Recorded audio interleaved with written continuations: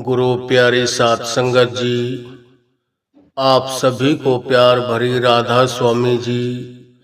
आज जो हम आपको साखी सुनाने जा रहे हैं वो साखी बाबा जी के चाय की पीने के ऊपर है। एक दफा बाबा जी अपने ड्राइवर मलकीत सिंह से कहने लगे कि भाई चल, कहीं चलना है आज, कहीं टूर पे, और गाड़ी निकालो आप बाहर। अब मलकीत सिंह जो ड्राइवर थे बाबा जी के, वो बाबा जी के हुक्म के बंधे हुए थे, उनके हुक्म की पालना करते थे। उन्होंने बाबा जी का जैसे ही उन्होंने गाड़ी को मंगवाया और गाड़ी मंगवा कर चल दी। चलते चलते रास्ते में कहने लगे कि मलकीत सिंह किसी होटल पे गाड़ी रोकना, हम चाय पियेंगे, मेरी चाय पीने की इच्छा है। तो बड़े रोड पर जब गए तो चलते चलते कोई बड़ा सा होटल आया, रेस्टोरेंट होटल। तो मलकीत सिंह ड्राइवर ने उस तरफ गाड़ी को घुमा दिया।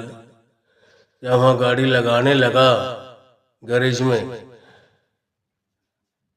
जो बने हुए होते हैं गाड़ी मोटरसाइकिल वगैरह व्हीकल रोकने की जो जगह बनी होती है, उसमें गाड़ी लगाई जब ड्राइवर ने, तो बाबा जी कहते हैं नहीं मलकीत सिंह, यहाँ नहीं चाय पियेंगे, कहीं और आगे चल, आगे कोई होटल और देख, यहाँ नहीं पियेंगे।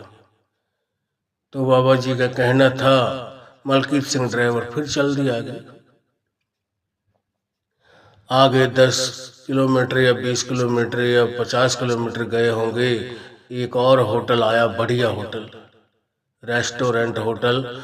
वहाँ उस तरफ मलकीत सिंह ड्राइवर ने गाड़ी को घुमा दिया। अब वहाँ भी जब लगाने लगे तो बाबा जी उस होटल की तरफ देख के कहते, मलकीत सिंह यहाँ भी नहीं चाय पियेंगे, कहीं आगे चल, ये भी सही नहीं है। जब वो गाड़ी को फिर उसने घुमाया, रोड पर लेके फिर चल दिए। चलते चलते फिर 20-30 किलोमीटर जब निकल गए, एक होटल और आया, बढ़िया रेस्टोरेंट होटल, हर तरह की सुविधा, हर तरह की फैसिलिटी होती है उनके ऊपर। वहाँ मलकीत सिंह ड्राइवर ने गाड़ी उस होटल की तरफ घुमाई, गाड़ी को लगाने लगे। तो बाबा जी ने उस होटल की तरफ देख के फिर कहते हैं नहीं मलकीत सिंह, आगे चल, कहीं आगे पियेंगे।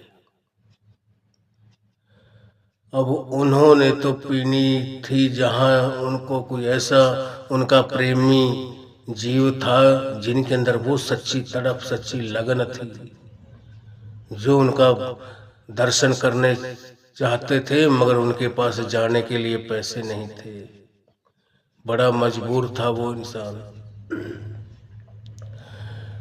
तो वहां से फिर बाबा जी ने तीसरे होटल से भी कहा कि नहीं बेटा मलकीत सिंह, आगे चलो, कहीं आगे पियेंगे। चलते चलते 10-20 या 50 किलोमीटर आगे गए, काफी जंगलों के बीच में एक कोई कंपनी बन रही थी, किसी सेठ ने वहां जमीन ली थी, वहां कंपनी बन रही थी रोड के पास में। वहां एक छोटा सा खोखा रखा हुआ था चाय का, जो कंपनी के वहां कोई लेबर वाले आते या कोई मैनेजर वगैरह आते, उनको वो चाय वगैरह पकड़ा देता। वो किसी सत्संगी का खोखा था। तो उस खोखे से थोड़ा सा 10 कदम बाबा जी ने गाड़ी को पीछे खड़ा करवा दिया और जाकर कहने लगे मलकीत सिंह ड्राइवर से कि इस खोखे वाले से जाकर पूछ के ये चाय बनाता नहीं बनाता, बनाता है तो इसके पास से 2 चाय बनवा ले, यहीं पी लेंगे। तो मलकीत सिंह ड्राइवर बोले, बाबा जी यहाँ तो बढ़िया जगह भी नहीं है बैठने के लिए आपके लिए। तो बाबा जी ने कहा, बेटा मैं गाड़ी में बैठ के पी लूंगा, जाओ आप वहाँ पी लेना और मेरे लिए चाय भिजवा देना। जब वो मलकीत सिंह ड्राइवर उतर के गया और उस खोखे वाले से कहने लगा कि भाई आप चाय वगैरह का इंतजाम है आपके पास, बनाते हो या नहीं बनाते हो? तो उसने आगे से कहा, हाँ भाई साहब बनाता हूँ मैं चाय। कहने लगा तो 2 चाय बना दे बढ़िया, फिर दूध में पत्ती डालना और चाहे हमसे फालतू पैसे ले लेना, 2 चाय बढ़िया बनाओ स्टैंडर्ड की। अब उसने चाय चढ़ा दी। जब चाय चढ़ा दी, चाय बन चुकी थी। चाय बनने के बाद में एक चाय उस मलकीत सिंह ड्राइवर ने ले ली और एक चाय का कप उस मलकीत सिंह ड्राइवर ने कहा कि इस गाड़ी में जाओ। थोड़ा 10 कदम वो पीछे खड़ी थी। कहने लगे इस गाड़ी में एक सरदार जी बैठे हैं, उनको जाकर चाय दे दो। तो वो कहने लगा कि भाई मैं अपने इस खोखे को छोड़कर मैं नहीं जाऊंगा। तो मलकीत सिंह ड्राइवर पूछने लगे कि भाई क्यों नहीं जाओगे? कहने लगा जब उसने गल्ला उठाया, कोई और ग्राहक आया, उसने अपने गल्ले को खोला तो उसने सामने बाबा जी की एक फोटो लगा रखी थी। जो छोटी जेब में रखने वाले छोटे फोटो होते हैं ना, वो फोटो उसने अपनी दुकान की जिसमें पैसे वगैरह रखता था उस गल्ले के सामने चिपकाया हुआ था। तो जब मलकीत सिंह ड्राइवर ने उससे कहा कि भाई आप सत्संगी हो, तो वो कहने लगा हाँ भाई सत्संगी हूँ, नामदान मिला हुआ मेरे को।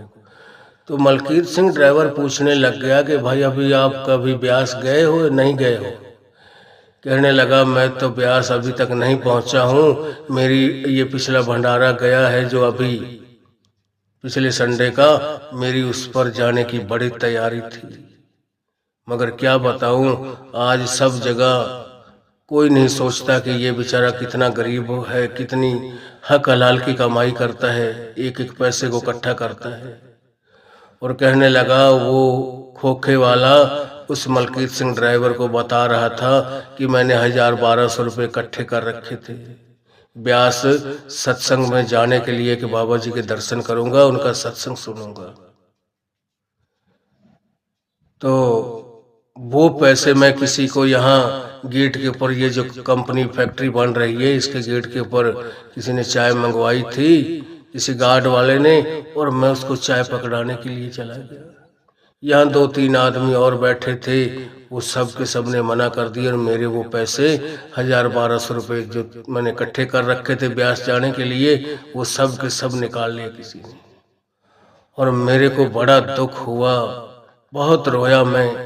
हे मेरे मालिक, मैं इतना बदनसीब आदमी हूँ कि मैं ब्यास जाना चाहता था, आपका सत्संग सुनना चाहता था, और मैंने एक एक पैसा 10-10 रुपये करके घर गृहस्थी का खर्च पानी भी चलाना, उसी में से सामान भी लाना, चाय चीनी तेल वगैरह जो दुकान पर चलते हैं वो भी सामान ला के रखता था।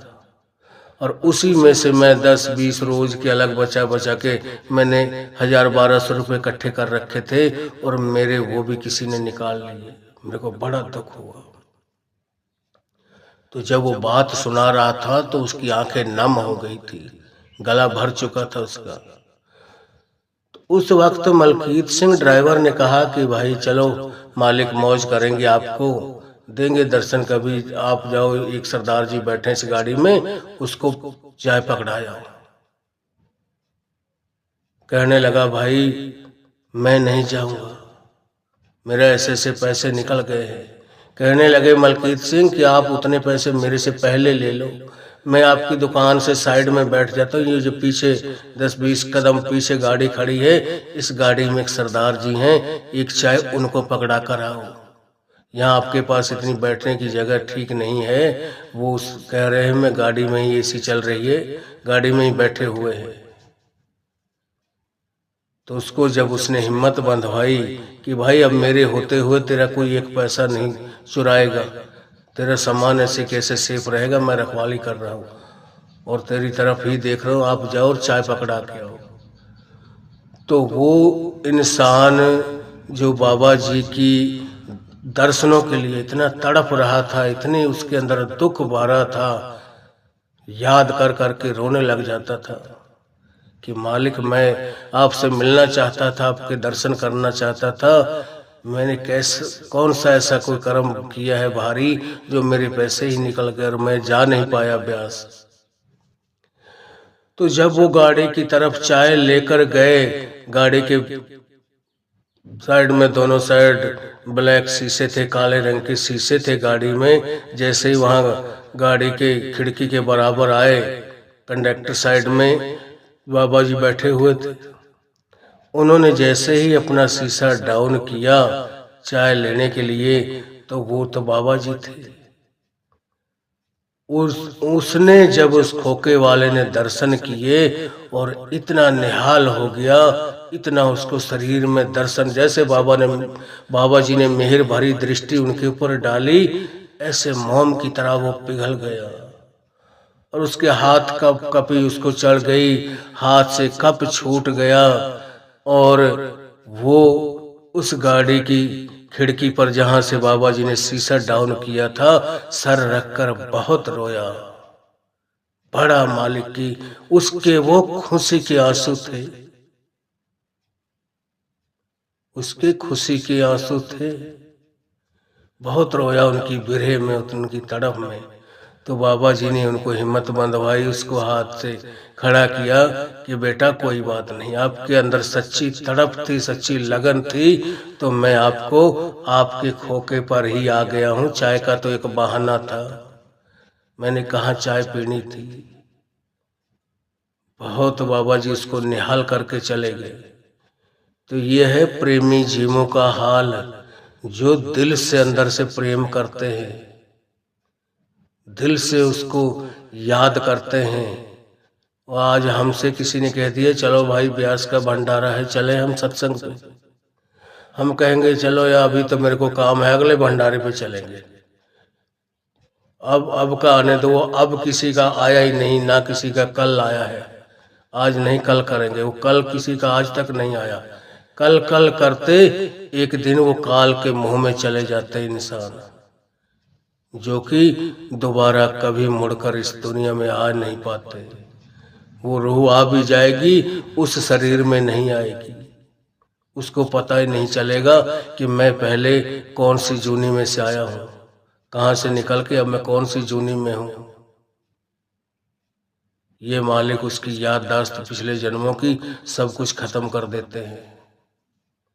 कई बिरले जीव हैं जिन्होंने कोई मालिक की भजन बंदगी की होती है, क्या लगाव होता है उनका उस जगह से, उस घर से। वो पूर्व जन्म के सारे जो पहले जन्म के होते हैं, सब कुछ नाम वाम गांव घर बार अपना नाम बताते हैं कि मैं ऐसे एक्सीडेंट हुआ, ऐसे मरा, यह हालात हुई। पुनर्जन्म हो जाता है उनका, और वहीं आसपास के गांवों में भी हो जाता है, उसी घर में भी हो जाता है। तो ऐसा मौका तो मालिक का ही कोई बिरले जीवों में, करोड़ों में कोई एकाध होता है। हर एक के साथ ऐसे नहीं होता। हर एक ने जिसने शरीर त्याग दिया वो नीचे की जूनी में चला जाता है। इंसान की जूनी में से निकला और पहली जूनी में चला गया। वो पहली कौन सी है? जिनके अंदर एक ही तत्व है सिर्फ, वो है पानी का। ये घास फूस पेड़ पौधे, इनमें सिर्फ पानी का एक ही तत्व है। अब 5 तत्व का पुतला तो आज ये है इंसान, इसके अंदर 5 तत्व मौजूद है।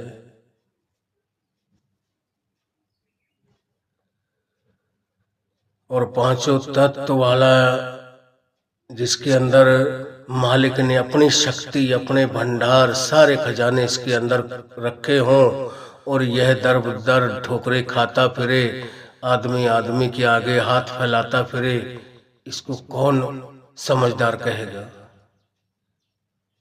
हमारे बाबा जी कहते हैं कि भाई आप एक राजा के बेटे हो, और एक राजा का बेटा उस मालिक का, उस परमात्मा का बेटा होकर दर दर ठोकरे खाता फिरे, आदमी आदमी के आगे भीख मांगता फिरे कि भाई मेरे को 10-5 रुपया दे दो, मैं उससे कुछ खा पी लूंगा।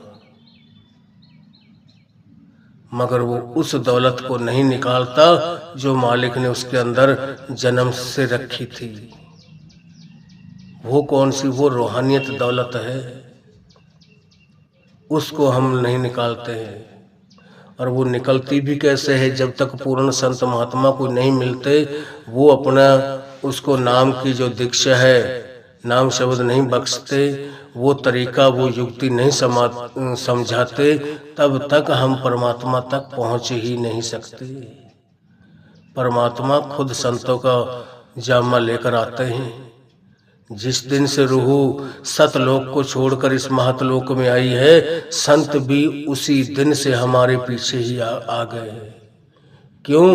क्योंकि उस दिन वो आत्मा जो रो रही थी कि हे मेरे परमात्मा, हम उस महतलोक पे, धरती पे नहीं जाना चाहती, हम तो आप ही के पास, आपके साथ ही रहना चाहती हैं। तो उनको मालिक ने बोला कि बेटा एक बार चलो, आप भी उस महतलोक पे सब तरह के आनंद लो, और फिर आपके अंदर वहां जाकर भी आपको सब दुखों से, सब तरह से आपको नाराजगी मिले, आप नाराज हो जाओ, फिर आप ध्यान करना और मेरे को याद करना, मैं किसी भी रूप में आकर आपको ले अपने साथ जोड़ लूंगा और वापस सचखंड पहुंचने की वो युक्ति, वो तरीका समझा दूंगा, जिसको हम आज नाम शब्द बोलते हैं। बाबा जी कहते हैं नाम ना कभी लिया जाता है और ना कभी किसी को दिया जाता है। यह जो हस्ती है हमारी, यह नाम शब्द की ताकत से कायम है। जिस दिन मालिक ने हमारे अंदर से वो नाम शब्द निकाल लिया, यहाँ सब कुछ मिट्टी है। इस शरीर की हस्ती खत्म हो जाती है जिस दिन मालिक हमारे अंदर से शब्द को वापस खींच लेता है। और वो ही 5 नाम शब्द हैं जिनके जरिए मालिक ने सारी सृष्टि की रचना की है, जिनके बारे में गुरु नानक साहब ने भी अपनी वाणी में लिखा है, गुरु ग्रंथ साहिब में, कि शब्दे धरती, शब्दे आकाश, शब्दे शब्द भया प्रकाश, सगली सृष्टि शब्द के पाछे, नानक घटे घट आछे। कि सारी सृष्टि की साजना, सारी कायनात की साजना मालिक ने उन 5 नाम शब्द की ताकत से की है। अब वो 5 नाम शब्द क्या है? अब शब्द तो यह भी है जो मैं अब बोल रहा हूं, मगर इनको वर्णात्मक शब्द कहा जाता है। जो अंदर के शब्द है वो धुनात्मक शब्द है, अंदर की धुन है, वो वाणी है सचखंड से जो धुरधाम से आ रही है, हर जीव में, हर घट में बज रही है वो। और जब तक उस वाणी से नहीं जुड़ेंगे, जब तक उससे कमाई करके उस वाणी से हमारा मेल नहीं होगा, हम कभी दुख सुखों से उभर नहीं सकते। हमारी कभी चिंता खत्म हो नहीं सकती, कभी मिट नहीं सकती। इसीलिए गुरु ग्रंथ साहिब में श्लोक में फरमाया है, तोर की वाणी आई तिन सगली चिंत मिटाई। कि जो वो वाणी धुरधाम से, उस सचखंड से आ रही है, आ रही धुर से सदा तुझे बुलाने के लिए, वो धुरधाम से आ रही है, सचखंड से वो शब्द धुन आ रही है और हमें आवाजें देती है कि भाई इस गफलत की नींद में मत सो, तेरे को कुछ वक्तों के लिए, कुछ टाइम के लिए यह शरीर, यह इंसानी जामा मिला है, इसमें आकर तो बेकार के कामों में अपना वक्त, अपना टाइम खर्च मत कर, मालिक की भजन बंदगी कर ले। अगर तू अपनी मुक्ति चाहता है, अपनी भलाई चाहता है तो। मगर हम तो यह सोचते हैं कि अच्छा खा लिया, पी लिया, मौज मस्ती कर ली। ये मालिक ने मौज मस्ती करने के लिए यह जामा दिया है। मौज मस्ती तो हमने हर जामे में की होगी, हमने बाल बच्चे भी पैदा किए हैं, घर भी बना कर रहे हैं। जिस भी जामे में मालिक ने भेजा है उसी तरीके के हम घर बार बनाकर भी रहे हैं, मोह प्यार भी किया है, बाल बच्चे भी पैदा किए हैं। कौन सा ऐसा काम है जिसको हम आज तक पूरा नहीं कर पाए? वो है मालिक की भजन बंदगी। और वो भजन बंदगी करके हम इन जन्म मरण के दुखों से बचकर सीधा मालिक से रिश्ता जोड़े, तब हमारा यह जन्म मुक्त होगा, तब हमारी मुक्ति होगी, तब जाकर हमारा 84 लाख का जो चक्कर है उससे हम तब बच सकते हैं। 84 लाख जिया जोन भुगतने के बाद जो इंसानी जामा मिलता है, इसका यही लाभ है। ये लास्ट अवसर है, और जिसके हाथ से यह एक दफा मौका निकल गया, यह अवसर कभी बार बार आने वाला नहीं। जिसके बारे में गुरु ग्रंथ साहिब में गुरु साहब ने अपनी वाणी में फरमाया है, इस पौड़ी ते जो नर चुके सो आए जाए दुख पाएंदा, कि यह सीढ़ी का आखिरी डंडा है। थोड़ी सी मेहनत करेंगे, थोड़ी सी कोशिश करेंगे, हम छत के ऊपर चले जाएंगे। अगर ऊपर के लास्ट के डंडे को थोड़ी सी और मेहनत नहीं हमने की, अगर वहां से पैर फिसल गया, फिर दोबारा नीचे आकर सीधे गिरते हैं। फिर पहले सीढ़ी से फिर शुरुआत करनी पड़ेगी। आज तक हम क्यों नहीं पहुंचे? हमारे दर्शन क्यों नहीं होते? क्यों? क्योंकि हम नियम के पक्के नहीं हैं, असूल के पक्के नहीं हैं। शाम के वक्त भजन सुमरन कर लिया, सुबह को वक्त नांगा कर देते हैं। और अमृत वचन किताब में लिखा हुआ है, अगर हमने महीना, 2 महीना, 6 महीना लगातार भजन सुमरन किया है, तो हम सीढ़ी दर सीढ़ी मालिक की तरफ बढ़ते जा रहे हैं। हम अपनी मंजिल की तरफ, अपनी मंजिल को नजदीक कर रहे हैं। मगर जिस दिन हमने नांगा कर दिया, एक वक्त का भारी हमने सेवा करी और भजन सुमरन पर नहीं बैठे कि आज काफी सेवा डेरे में की है, अब शरीर थका हारा है, अब हमसे नहीं बैठा जाएगा, मालिक सब पार लगाएंगे। उस दिन क्या होगा? वो जो पहले का महीना, 2 महीना, 6 महीने का भजन सुमरन किया होता है, वो सारा साफ हो जाता है। उस दिन का मतलब है कि सीढ़ी, आखिरी सीढ़ी से पैर फिसला, सीधे नीचे आकर गिरते हैं। फिर पहले शुरुआत करनी पड़ेगी पहली सीढ़ी से चढ़ने के लिए। इस तरीके से हम आज तक नहीं पहुंच पाए। आज तक कोई हमारे ऊपर दया मेहर नहीं हुई, ना हम शब्द धुन से जुड़े, ना अंदर वो लाइट प्रकट हुई, और न सतगुरु के नूरी स्वरूप के दीदार हुए।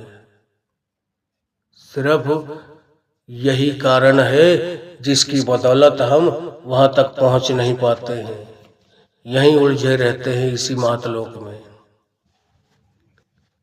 यह मोह माया का जाल है जिसमें सारी दुनिया फंसी हुई है, जिसके बारे में गुरु नानक साहब ने कहा था अपनी वाणी में, बाबा जग फाथा महाजाल, कि यह पूरा जग जो है, पूरी दुनिया, पूरी कायनात एक महाजाल में फंसी हुई है। ये हम सोचते हैं कि हम पता नहीं अपने आप घूम रहे हैं, हम खुले घूम रहे हैं, मगर उसने हमारे गले में रस्सी डालकर छोड़ा हुआ है। जिधर ले जाता है हम उधर जाते हैं। हमारी कोई ताकत नहीं हम कहीं चले जाएं या कोई काम कर दें, जिसके बारे में कबीर साहब ने अपनी वाणी में फरमाया है कि मैं कोकर तेरे द्वारे दा मोतिया मेरो नाव, गले हमारे जेवरी जह खैचे तह जाऊं, कि भाई मैं तो कुत्ता हूं तेरे दर का। जिस दिन जिस जीव ने अपने सतगुरु को के दर का जो कुत्ता बन गया, फिर उस कुत्ते की भी मुक्ति निश्चय है। वो भी निज घर, अपने निज घर वापस पहुंचना निश्चय है उसका भी। मैं कोकर तेरे द्वारे दा मोतिया मेरो नाव, गले हमारे जेवरी जह खींचे तह जाओ, कि हमारे गले में तो आपने रस्सी डालकर यहाँ खुला छोड़ा हुआ है। वो रस्सी कौन सी है? वो शब्द की है, वो वाणी की है, जिससे हम चल फिर रहे हैं। उस शब्द को मालिक वापस खींच लेता है, यहाँ परले महापरले हो जाती है। मालिक फिर इस सृष्टि की उत्पत्ति करता है, फिर उस शब्द को वापस भेजता है।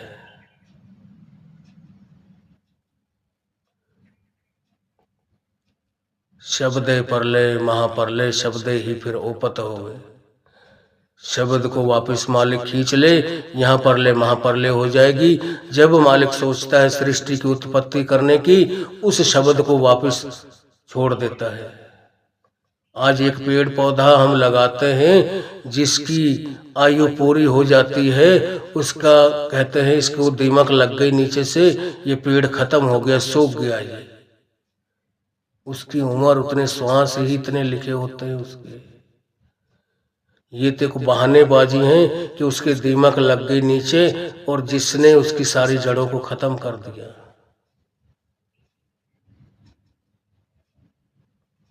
और ज्यादा दुख कौन भोगता है यह भी बताऊंगा मैं आज आपको, कि जो एक के ऊपर भरोसा नहीं है, जिनको जो जगह जगह भटकते हैं, जिसके जिसके कारण हम ज्यादा दुख पाते हैं।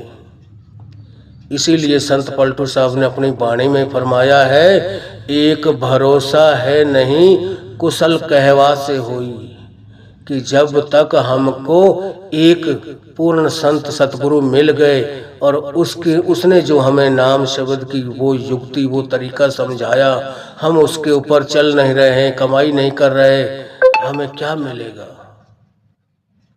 और फिर हम उसको छोड़कर कहीं और किसी ने बता दिए कि वहाँ कोई देवी प्रकट हो गई है किसी छोटे से बच्ची के ऊपर, वहाँ कोई बाबा निकला है छोटे से बालक के ऊपर मेहर हो गई, चौकी भरता है मंगलवार शनिवार को, वहाँ आप जाना था, आपको सारे सब कुछ बताएगा। अरे हम मालिक ने हमको इतनी ताकत बख्शी है, अपने जैसा शरीर, अपने जैसी अच्छा बुरा सोचने की वो ज्ञान, वो विवेक हमको बख्शा है परमात्मा ने। और 33 करोड़ दैव देवते हुए हैं जो आज इंसान की जूनी के लिए तरस रहे हैं, मगर इंसान क्या कर रहा है? उन्हीं के आगे धोख खा रहा है, उनके आगे माथे रिगड़ रहा है, माथे टेक रहा है, जिससे वो उनकी खुद की मुक्ति नहीं हुई। जिसने खुद ने ही BA MA नहीं की, PhD की कोई डिग्री उसने हासिल नहीं की, वो हमको क्या दे सकता है कुछ? जिसके बारे में कबीर साहब ने अपनी वाणी में फरमाया है, गुर सेवा ते भक्ति कमाई, तब यह मानस देही पाई। गुर सेवा ते भक्त कमाई, तब यह मानस देही पाई। इस देही को सिमरै देव, सो देही भज हर की सेव। कि पहले हमने किसी पूर्ण संत की नहीं, चाहे वो इतना नहीं हो, वो ये जो आजकल लोग शुरुआत करते हैं गुरुद्वारा मंदिर मस्जिदों में जाना, ये एक पहले सीढ़ी है। हम ये इनको भी गलत नहीं बताएंगे। डायरेक्ट कोई किसी को जब हम बच्चा स्कूल में भेजते हैं ना, तो हमें पहली क्लास में बिठाना पड़ता है। ये एक हमारी शुरुआत है, दैव देवताओं को मानना पहले, इनसे हमारे अंदर वो भक्ति भाव जागता है। जैसे जैसे हमारे अंदर वो जागरूकता आती जाती है, हम समझते जाते हैं, अपने आप को ऊंचा उठाते हैं कि यह तो जिनके पीछे हम लगे हुए हैं, यह 33 करोड़ दैव देवता, इनकी तो बेचारों की खुद की मुक्ति नहीं हुई। यह खुद आज इंसान की जूनी के लिए तरस रहे हैं। उस मालिक से, उस धर्मराज से रात दिन पुकारे करते हैं कि आप हमारी मुक्ति कर दो, या हमें एक बार और इंसानी जामा बख्श दो, ताकि हम आपकी पूरी भक्ति करके अपने निज घर वापस पहुंच सकें। उनको तो काल ने भरमा दिया, काल ने जगत अजब भरमाया। जिसकी भी रूह चढ़ेगी, ये सबसे पहले 33 करोड़ दैव देवता सामने आएंगे कि भाई मैं तेरे को वो देता हूँ, मैं ये देता हूँ, तू कहाँ जा रहा है, किसके चक्कर में पड़ रहा, आगे कुछ नहीं है। आप धन दौलत बेटा बेटी आप हमारी सेवा करो और हम आपको सातों न्यामतें बख्शेंगे। जिसके ऊपर आप हाथ रख दोगे उसी का हम काम करेंगे। आपका तो एक नाम होगा, करने वाले हम हैं।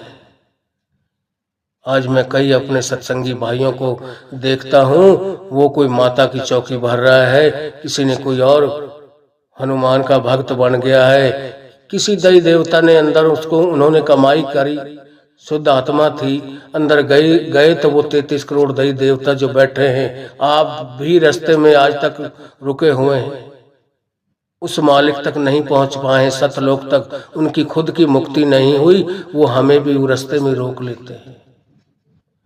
तो इंसान अपनी हद वहीं तक समझ लेता है, जिसकी बदौलत हम दुख पाते हैं।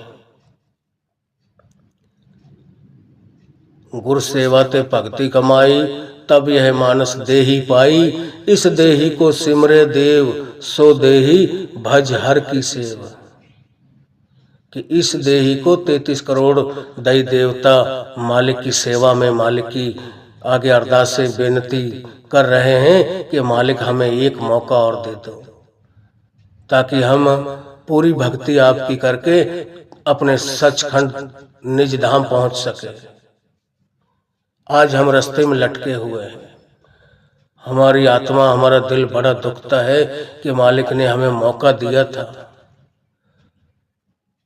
और लोग यहीं तक अपने आप का एक दायरा बना लिया है। ये मूर्तियां, ये तस्वीरें जो बनती थी पहले, ये एक पहचान के लिए बनती थी। पहले कोई ये कैमरे नहीं हुआ करते थे, फोटो खींचने वाले, ये कोई मोबाइल, इतना विज्ञान ने प्रोग्रेस नहीं की थी, उन टाइमों में ये नहीं हुआ करता था। और जिन्होंने भी अपने बड़े बूढ़ों की, बुजुर्गों की, या पुराने जो दैव देवता हुए जिन्होंने मालिक की भजन बंदगी की है, उनकी मूर्तियां बनवा देते थे। पहले कागज की तस्वीर बनाते थे, उसको खड़ा करके उसी तरीके का वो हाथ की पेंटिंग हुआ करती थी, हाथ की कला थी उनकी, उसको ऐसा का ऐसा ही छाप देते थे जैसा वो इंसान हुआ करता था। मगर वो पेंटिंग जो हाथ की छपी हुई फोटो बनाते थे, वो भी साल 2 साल 2-4 साल चलने के बाद में वो तस्वीर खराब हो जाती थी। जिसके बाद में उन्होंने सोचा कि अब हम पत्थर की मूर्ति बनवाते हैं। कई लोग अपने बाप दादा की बनवा कर रख देते हैं कि हमारी आने वाली पीढ़ी, उनको यह पता लगेगा कि हमारे दादा परदादा ऐसे हुआ करते थे। क्यों? क्योंकि वो पत्थर की मूर्ति खराब नहीं होती, वो कभी मिटती नहीं, उसका कभी रंग नहीं उड़ता। रंग भी उड़ जाएगा तो वो कुछ न कुछ शकल सूरत तो उसी तरीके की दिखाई देती है जैसे वो हुआ करते थे। वो सेम टू सेम उसी तरीके की बना देते हैं कारीगर जो हैं, कलाकृति वाले जो मूर्तियां बनाते हैं। तो ये जितने 33 करोड़ दैव देवताओं की हम मूर्तियां बनाते हैं, ये सिर्फ देखने के लिए बनाई गई थी कि फलाने ऐसे ऐसे देवता मालिक के प्यारे आए जिन्होंने इतनी इतनी उन्होंने भक्ति की, मगर उनकी खुद की मुक्ति नहीं हुई। आज वो बीच में लटके हुए हैं, वो इंसान की जूनी के लिए तरस रहे हैं और इंसान क्या कर रहा है, उनके आगे धोखा खा रहा है। उनको भी हालांकि दुख होता है कि यह मौका इस इंसान के पास अब मालिक ने दिया हुआ है, जिस दिन यह मौका इससे निकल जाएगा इसको भी बड़ा पछताना होगा, बड़ा दुख होगा। जिसके बारे में गुरु नानक साहब ने कहा था अपनी वाणी में कि नाम विसार चले अनमार्ग, अंत काल पछताई है। कि सारी उम्र वो मालिक के जो नाम शब्द हैं उनको विसार के हम और काम धंधों में लगे रहे। अंत के समय क्या हुआ, वो काल के जमदूत आ गए, मारते कूटते घसीटते हुए ले जाएंगे। आज जो कई व्रत रखते हैं, कोई भंडारे चलाता है, कोई मालिक का नाम लेता है, तो मैं अपने मन से घड़ी हुई कोई बात नहीं कहता हूँ। जो कोई ग्रंथ पोथियों में, इतिहासों में लिखी हुई है, मैं उसी के ऊपर बोलता हूँ कि जब तक हमारा कोई पूरा संत सतगुरु नहीं होगा जिससे हमें वो नाम शब्द की दीक्षा मिली हो, वो युक्ति, वो तरीका मालिक के भजन बंदगी करने की वो युक्ति ना मिली हो, तब तक हमारा सब कुछ रास्ते में लुट जाता है। कितना भी हम भंडारे करें, कितने भी मालिक के नाम की माला फेरें, चाहे हम जो जी चाहे जतन करें, व्रत नेम किए सबे रसातल जाए। तो जब हमारा कोई पूर्ण गुरु होगा, वो गुरु साथ जाता है या वो नाम की जो कमाई है वो साथ जाती है। इसीलिए कबीर साहब ने अपनी वाणी में फरमाया है, गुर बिन माला फेरता, गुर बिन करता दान, गुर बिन सब निष्फल गया, बूझो वेद पुराण। कि अगर गुरु नहीं हमने कोई बनाया और अपने तरीके से ही उस मालिक का नाम लेने लग गया, किसी भी नाम को लेके उसको याद करने लग गया, या हमने कोई भंडारा चलाया, कोई व्रत किया किसी देवी देवता का, उनसे क्या होता है, हमारे नाम पर वो एक लिख दिया जाता है कि इसने ये भंडारा चलाया है, इस यात्रा पे गया है, इसको ये फल मिलना चाहिए। जब मिलने का वक्त आता है, जब क्या होता है, जिनके गुरु होते हैं वो तो गुरु आएंगे अंत के समय, उनको दर्शन देते हैं। कई जीवों को तो अच्छे जो इन्होंने कमाई की हुई पहले बता जाते हैं, एक एक हफ्ता 2 दिन 3 दिन पहले बता जाएंगे कि मैं फला दिन फला टाइम आपको लेने आऊंगा, आपको लेकर चलूंगा। ये कमाई वाले जीवों की बात है, उनको सब कुछ बता देते हैं पहले। मगर हम जिन्होंने कमाई नहीं की, हमें क्या पता चले, हम तो अभी यहीं के यहीं बैठे हैं, हम वहां तक हमारी पहुंच नहीं है।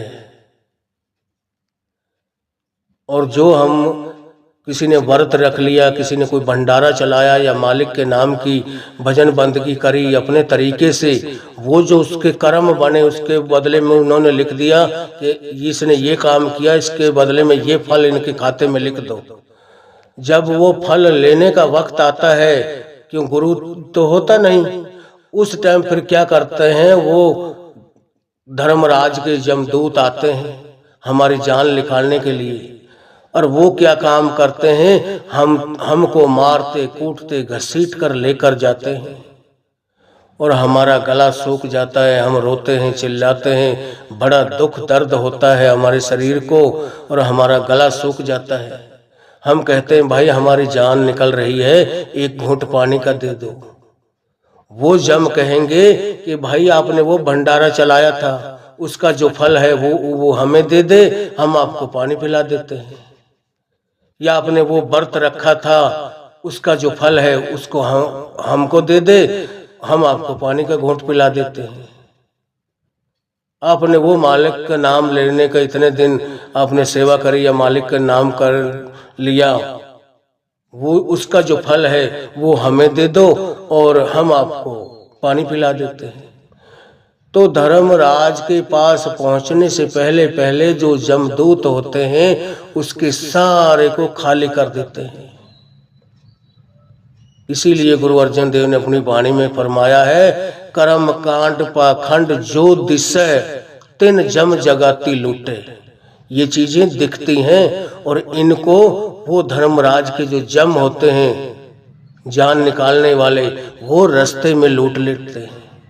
जैसे हमें कोई गाड़ी पुलिस की यहाँ से पकड़ के ले जाए और वो थाने से या जेल में जाने से पहले पहले, अरे निकाल तेरी जेब में क्या है, क्या रखे हो, वो मोबाइल भी ले लेंगे, कोई पर्स है वो भी अपने पास ले लेंगे, कोई पैसा धेला है तो गाड़ी को कहीं पेट्रोल पंप पे लगा देंगे, चढ़ इसका तेल डलवा, टंकी फुल करवा लेंगे, सारा कुछ उससे खाली कर लेंगे, उसको कुछ नहीं छोड़ते थाने या जेल में जाने से पहले पहले।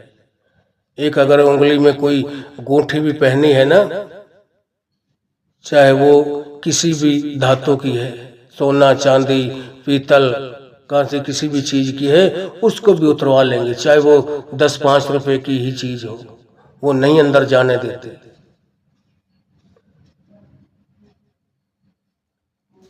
तो हमें चाहिए हम कोई पूर्ण गुरु बनाए। जब तक हम कोई पूर्ण संत महात्मा से वो नाम की युक्ति, वो तरीका नहीं सीखेंगे, नाम शब्द नहीं लेंगे, तब तक हमारा ये सब कुछ लुट जाएगा। ये चीजें दिखती हैं, और साथ जाने वाली सिर्फ दो चीजें हैं, नाम रहो गुरु गोविंद।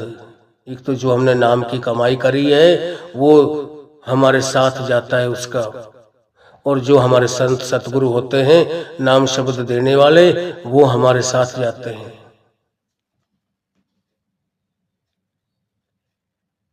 तो हमें जब तक किसी पूर्ण संत महात्मा से नाम की दीक्षा नहीं मिलती तब तक हम मालिक से को मिल ही नहीं सकते। असल युक्ति असल तरीका होना बहुत जरूरी है, जिसके बारे में कबीर साहब ने अपनी वाणी में फरमाया है। उसने कहा है, कोट नाम संसार में ताते मुक्ति ना होए, आद नाम जो गुपत जप बूझे बिरला कोई। कि करोड़ों नामों से लोग उस परमात्मा को याद कर रहे हैं, कोट नाम संसार में ताते मुक्ति ना होए, आद नाम जो गुपत जप। कि जो मालिक ने आद जुगाद से, जब से यह सृष्टि बनी है, जिस दिन से इस महातलोक को बनाया है, ये सारे जीव इस दुनिया में आए हैं, उस दिन भी मालिक ने वही नियम वही असूल रखा है कि जो परमात्मा से मिलना चाहता है, जो अपने असल निज घर वापस पहुंचना चाहता है, वो इस तरीके से उसको पूर्ण संत महात्मा को मिलेगा और वो उनसे नाम शब्द की दीक्षा लेकर कमाई करेगा, तब अपने निज घर वापस पहुंच सकता है, नहीं तो कोई जा नहीं सकता।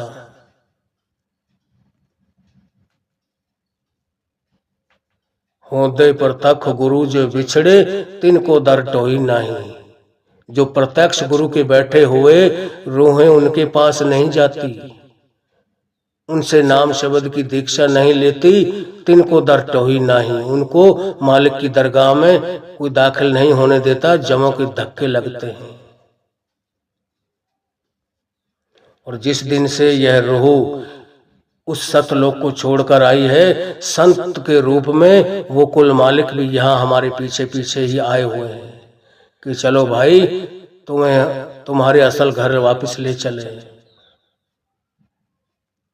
मगर उनका हम कहना कहाँ मानते हैं, उनका हम कहना ही नहीं मानते हैं। संत महात्मा तो होका देकर बजा बजा कर कहते हैं कि भाई ये वक्त तेरे से निकला जा रहा है, ये बड़ा अनमोल है, बड़ा कीमती है और ये बार बार नहीं मिलने वाला। एक श्वास की बहुत कीमत है जिसकी कोई दे नहीं सकता, जिसके बारे में स्वामी जी ने अपनी वाणी में फरमाया है, कहता हूँ कह जात हूँ कहूँ बजाए ढोल, श्वासा खाली जात है तीन लोक का मोल। कि संत महात्मा तो ढोल बजा बजा कर हमको कहते हैं कि भाई जल्दी करो, देर मत करो, कल का इंतजार मत करो, आज ही किसी पूर्ण संत महात्मा के पास जल्दी से जल्दी जाओ। कल का कोई पता नहीं आपको, वो कल का दिन आपने देखना है या नहीं देखना, ये तो वो परमात्मा जानता है। आदमी की तो इच्छाएं तृष्णाएं हिमालय पर्वत की चोटियों से ऊंची होती हैं, उसको कल का कोई पता नहीं होता, अगले कदम का भी पता नहीं होता कि अगला कदम मैंने उठाकर पीछे से आगे रखा जाएगा या नहीं रखा जाएगा। जिसके बारे में गुरु नानक साहब ने अपनी वाणी में फरमाया है, आसा पर्वत जेडियां मौत तनावा हेठ। कि आदमी की जो आशाएं तृष्णाएं होती हैं वो हिमालय पर्वत की चोटियों से भी ऊंची होती हैं, मगर उसको अपनी मौत का भूला रहता, अपनी मौत का पता नहीं होता कि भाई इतनी बड़ी बड़ी मैं स्कीमें कर रहा हूँ, मेरे को पता है कि मैं कल का दिन मैं देखूंगा या नहीं देखूंगा। अब मैं यहाँ बैठा हूँ, मैं अपनी गाड़ी में भी बैठ पाऊंगा या नहीं बैठ पाऊंगा, क्या पता किसी को। ये चीजें मालिक ने अपने हाथ में रखी हुई हैं।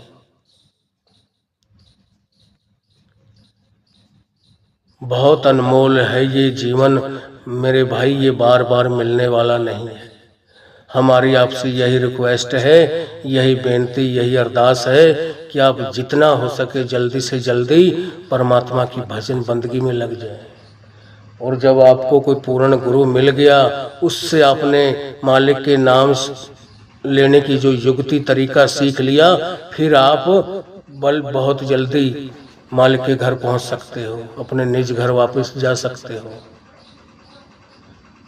मगर उनके बताए हुए तरीके के बगैर अगर आप भजन बंदगी करते हैं तो आप कभी भी एक जन्म नहीं, कई हजारों जन्म लेकर आप उस मालिक को याद करते रहें, कभी आप अपने निज घर वापस पहुंच नहीं सकते।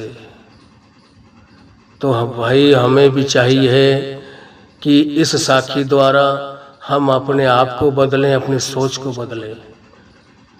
जो हो चुके हैं संत महात्मा, अपने वक्त में वो पूर्ण संत महात्मा थे।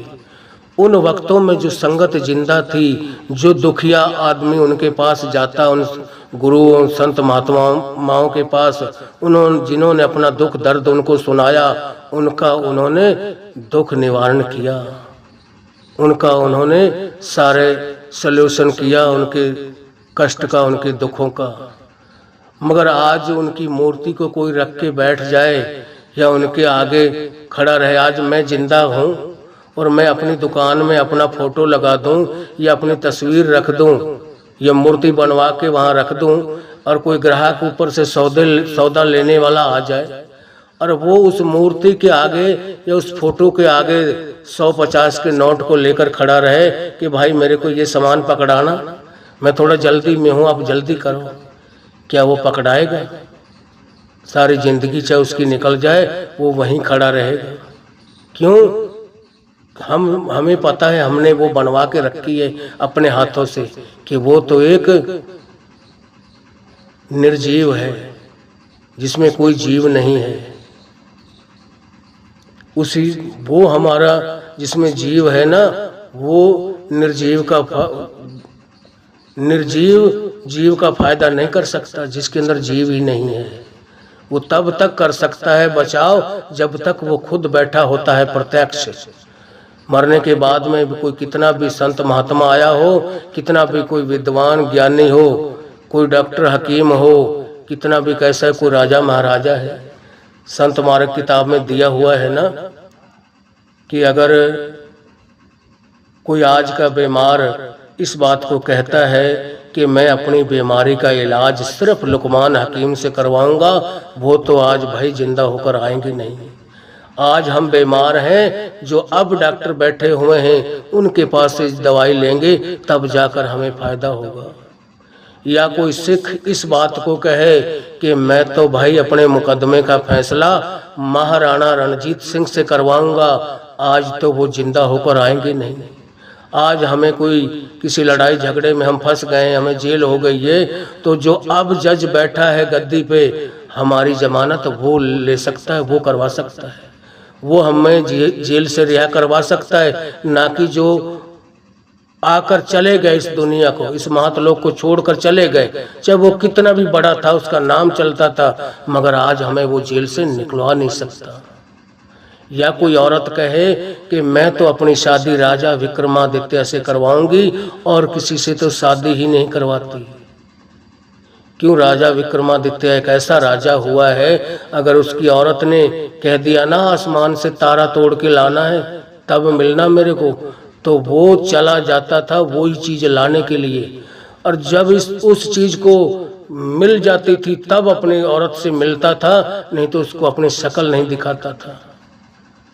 जो उसके मुख से निकल जाए वो काम पूरा करता था, चाहे कितना कठिन कितना भी मुश्किल का हो, नहीं तो वो सारी जिंदगी अपनी औरत के पास नहीं जाता था, उससे बात ही नहीं करता था।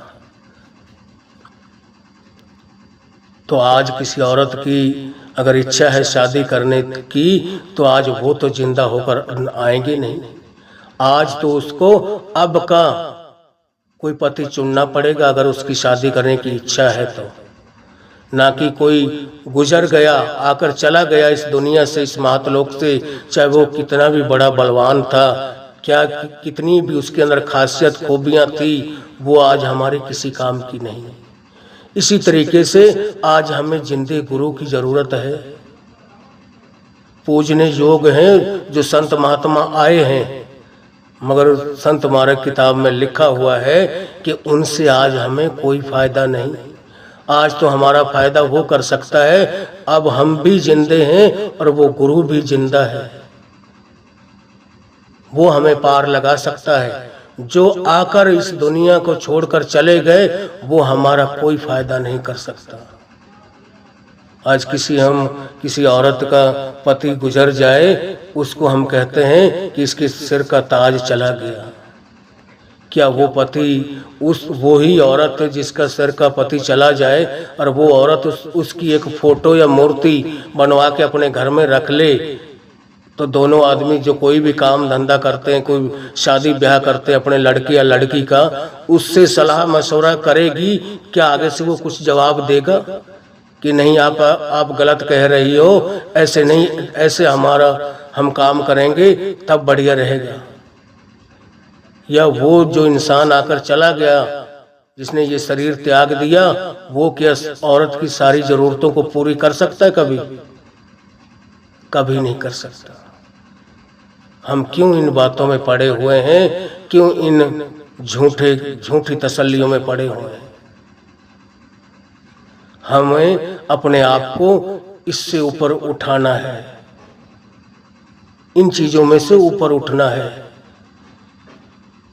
ये चीजें उनको पढ़ाई गई थी जो सीधे साधे भोले भाले लोग थे, जिनको कुछ इतना ज्ञान नहीं हुआ करता था। जो चतुर आदमी थे, ये पंडित ब्राह्मण वगैरह, उन भोले भाले जीवों को वो ठगते थे। कैसे ठगते थे? उनको कहते थे कि भाई अगर तू मालिक को खुश करना चाहता है ना, तो अपने आप की बलि देनी पड़ेगी आपको।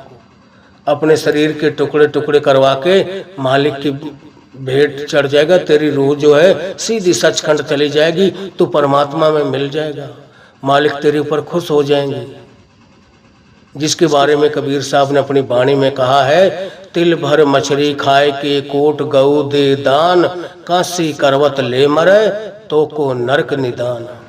ये भाई जो खेतों के अंदर हम तिल्ली बोते हैं खाने वाली, उस तिल्ली के बराबर जिसने मछली का मांस खाया हो, कोट गऊ दे दान, चाहे वो करोड़ों गऊओं का दान कर दे, काशी करवत ले मरे, कि काशी के अंदर वो आज तक भी करौत लगी हुई है। जो पुराने वक्तों में भोले भाले जीवों को, ये जो चलाक आदमी हुआ करते थे, पंडित है, कोई ब्राह्मण है, कोई और जो धर्म के ठेकेदार थे, वो उन बेचारों से कहते थे कि आप इस करौत से अपने आप शरीर के टुकड़े टुकड़े करवा दो, बलि चढ़ा दो अपनी, और तुम्हारी जो रूह है, तुम्हारी आत्मा सीधी परमात्मा में मिल जाएगी और मालिक आपके ऊपर खुश हो जाएगा।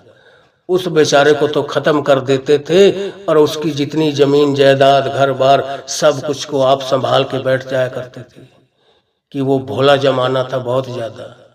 उसी के बारे में कबीर साहब ने कहा है, तिल भर मछली खाए के कोट गऊ दे दान, काशी करवत ले मरे तो को नरक निदान। कि भाई जाकर चाहे इस शरीर के उस करौत पे शरीर के टुकड़े टुकड़े करवा दे, फिर भी तेरे को नरकों की आग से कोई बचा नहीं सकता, तो को नरक निदान, फिर भी तू नरकों की आग में जलना पड़ेगा। तो हम क्या सोचते हैं कि ये बाहरी क्रिया कर्मों से हमारे कोई कर्म कटते हैं या हम परमात्मा को पा लेते हैं? कुछ नहीं होता। जब तक हम अपने आप की पहचान नहीं करेंगे, अपने आप को उतना ऊंचा नहीं उठाएंगे, तब तक हमें ना अपनी पहचान आएगी ना दूसरे की आएगी। अपनी पहचान करने के लिए भी हमें ऊंचा उठना पड़ेगा। वाणी में आता है ना, एवड ऊंचा होए कोई तिस ऊंचे को जाने सोए, कि जो यहाँ 10वीं तक आ गया, इससे ऊपर फिर सतगुरु का, उस मालिक का काम है उसकी रूह को अपने आप अंदर सतलोक तक ले चलता है। मगर हमने अपनी सूरत को समेटकर यहाँ तक एक बार पहुंचाना है, 9 द्वारों को खाली करके 10वें में पहुंचाना है।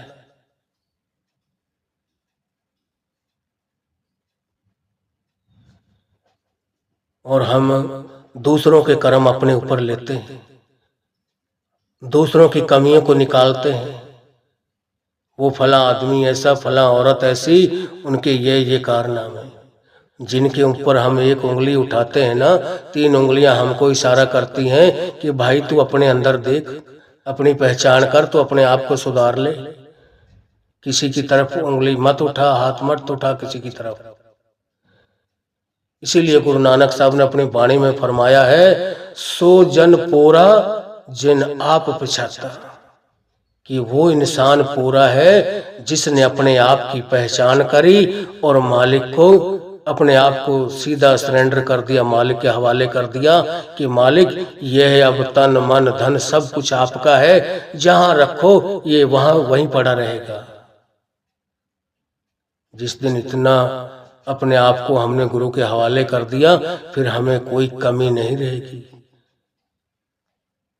फिर तो वो हाल हो जाएगा जैसे गुरु अर्जन देव ने अपनी वाणी में अपने एक शब्द में कहा है ना, कि जिस नीच को कोई न जाने, नाम जपत ओहो चहो कुंठ माने।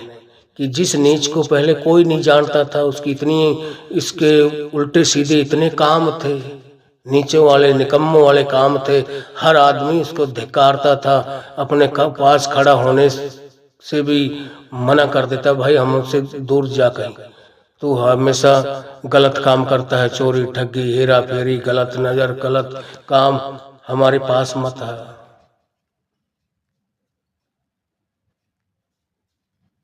तो उसको कोई नजदीक खड़े नहीं होना देता था।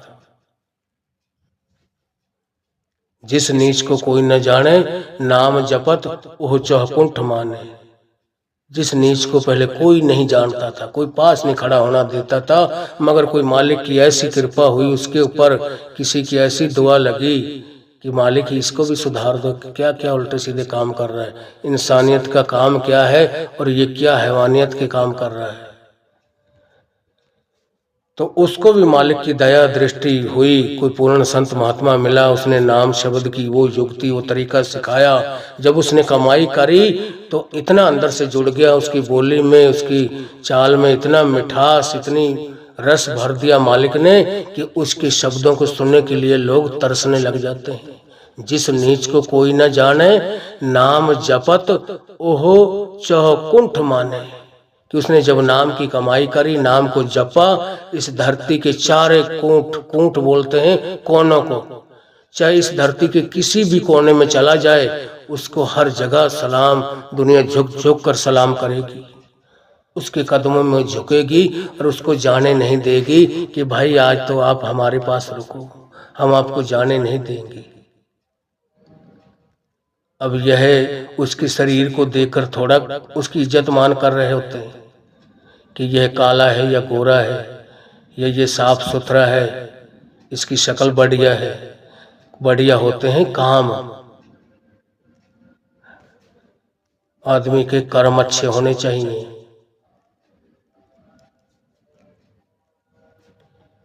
आदमी के काम अच्छे होंगे, सारी दुनिया उसको अच्छा बताएगी।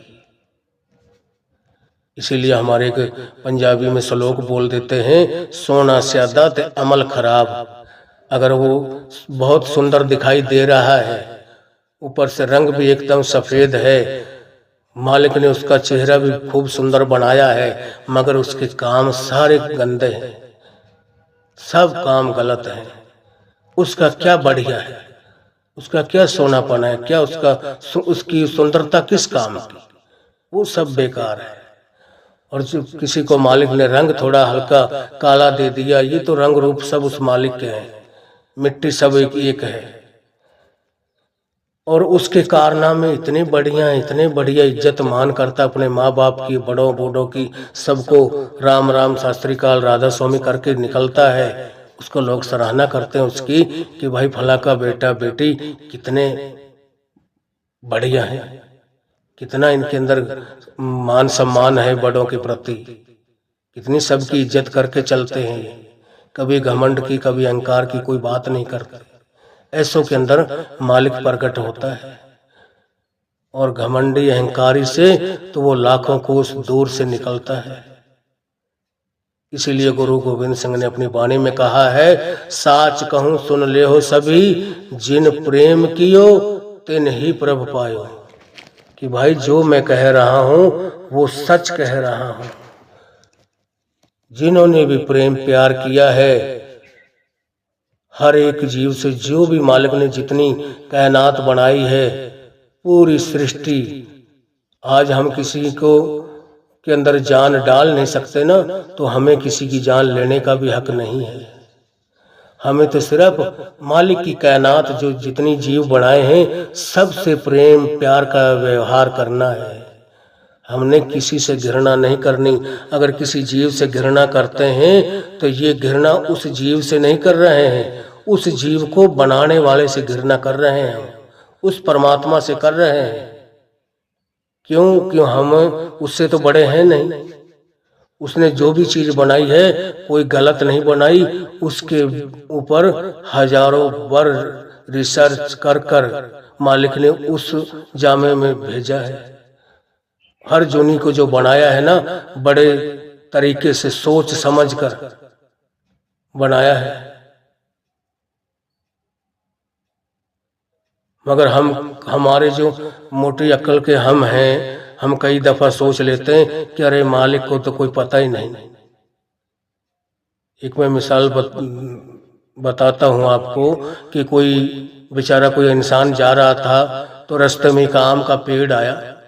पहले वो रास्ते में निकला जहां से एक कचरे तरबूज जो होते हैं, वाटरमेलन भी बोलते हैं उनको, तरबूज जो थे वो 10-15 किलो के थे, और उनकी जो बेल होती हैं जैसे फटे हुए कपड़े की कत्तर होती हैं, इस तरीके की कत्तर के समान होती हैं, और नीचे पड़े रहते 15-20 किलो के तरबूज। तो आगे थोड़ी दूर गया तो कोई इंसान सोचने लगा, उसको गर्मी का वक्त था, किसी आम के पेड़ के नीचे सोया, उसके ऊपर 100 ग्राम 50 ग्राम के आम लग रहे थे, 100 ग्राम के आम लग रहे थे उसके ऊपर।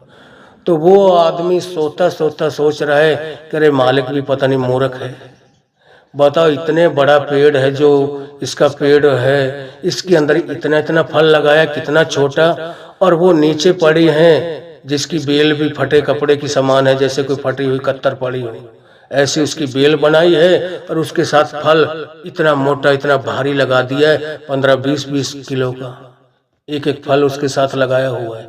और ये कितना बड़ा पेड़ था, इसके ऊपर इतने छोटे छोटे से आम लगाए हैं, 150 ग्राम की, 100-150 ग्राम।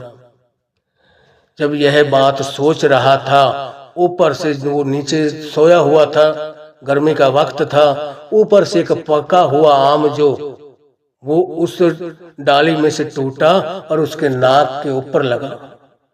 जब नाक में लगा तो एकदम से वो चक्कर खा गया, उसको चक्कर आ गए, आंखों के आगे अंधेरा हो गया और घबराया।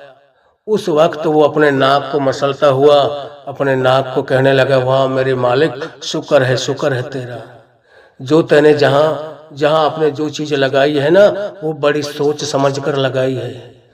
अगर इस आम की जगह आज वो तरबूज होता कम से कम 20 kg का, 20 किलो का, तो मेरे तो पूरे मुंह का सत्यानाश हो जाता, वो तो खत्म था।